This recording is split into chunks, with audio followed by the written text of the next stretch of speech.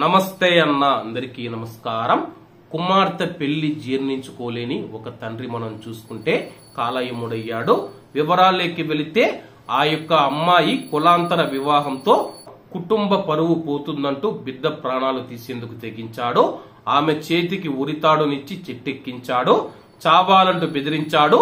ప్రాణత్యాగానికి కూడా వెనకాడని ఆ యొక్క అమ్మాయి ఉరి బిగించుకొని కళ్ళెదుటే విలవిల్లాడుతూ ఉంటే విగత జీవిగా మారిపోతే శవాన్ని దించి కాల్చేసి కసి తీర్చుకున్నాడు.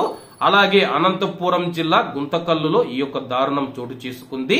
చిత్తూరు జిల్లా కుప్పంలో ప్రేమ పెళ్లి చేసుకున్న నవ వధూవరులను పంచాయతీకి పిలిపించిన అమ్మాయి తండ్రి వారితో పాటు మధ్యవర్తులుగా వచ్చిన వారిపైన కూడా కత్తితో దాడి చేశాడు. ప్రాణాలతో బయటపడ్డ కత్తిపోట్ల బాధితులంతా ఆసుపత్రి పాలయ్యారు. రోజుల వ్యవధిలో వెలుగు చూసిన ఈ యొక్క దారుణాలు పిల్లల అంతాన్ని కోరుకుంటూ ఉన్న పెద్దల పరువు పంతాలకు అద్దం పడుతూ ఉన్నాయి. అనంతపురం జిల్లా గుంతకల్లులో హోటల్ నడిపే రామాంజనేయులకు 4 అమ్మాయిలు ఉన్నారు. చిన్న కుమార్తె భారతి 20 సంవత్సరాలు కర్నూలులో డిగ్రీ చదువుతూ ఉంది. అక్కడే ఉన్న ఒక యువకుడిని ప్రేమించింది. పెళ్లికి సిద్ధపడగా ఇరువురి కులాలు వేరు కావడంతో అమ్మాయి తండ్రి ఒప్పుకోలేదు. కుటుంబ పరువు పోతుందన్న భావనతో ఎలాగైనా కుమార్తెను కడతీర్చాలనుకున్నాడు.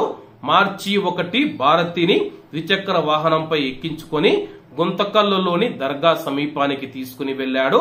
ఒక చెట్టు కింద బైక్ ను ఆపి తన వెంట తెచ్చుకున్న తాడు తన యొక్క కూతురి చేతికి ఇచ్చాడు. నిర్గాంతపోయిన ఆమె రోధించింది. చెట్టుకు ఉరేసుకొని చచ్చిపోవాలని చెప్పి ఆమెను బెదిరించాడు. ప్రేమ పరీక్షలో ప్రాణత్యాగానికి సిద్ధపడ్డ భారతి చెట్టు కొమ్మకు ఉరి వేసుకుంది. చనిపోయిందని నిర్ధారించుకున్న రామాంజనేయులు కుమార్తె మృతదేహాన్ని కిందకు దించాడు. బైక్ లోని పెట్రోల్ తీసి మృతదేహం పైన పోసి దహనం చేశాడు. 3 రోజుల తర్వాత మార్చి 4వ తేదీ రాత్రి గుంతకల్లు 2 టౌన్ పోలీస్ స్టేషన్ లో లొంగిపోయాడు. నిందితుడు చెప్పిన వివరాలు నమ్మశక్యంగా లేకపోవడంతో పోలీసులకు అనుమానం వచ్చింది. బుధవారం సిఐ ప్రవీణ్ కుమార్ గారు, కసాపురం ఎస్ఐ వెంకటస్వామి గారు సంఘటనా స్థలానికి వెళ్లి భారతి హత్యను ధృవీకరించారు. సగం కాలిన మృతదేహానికి అక్కడే వైద్యులతో శవ పరీక్ష చేయించారు. కసాపురం పోలీసులు కేసు నమోదు చేసి దర్యాప్తు చేస్తూ ఉన్నారు. అలాగే పరువు హత్యలు రోజు రోజుకు పెరిగిపోతూ ఉన్నాయి. వాళ్ళు చేసుకున్న పెళ్లి తల్లిదండ్రులకు ఇష్టం లేకపోతే కానీ వాళ్ళను వదిలేయాలి, ఇంకా నువ్వు మా ఇంటికి రావద్దు, మీకు మాకు ఎటువంటి సంబంధం లేదని చెప్పేసి ఒక మాటతో అయిపోతూ ఉంది.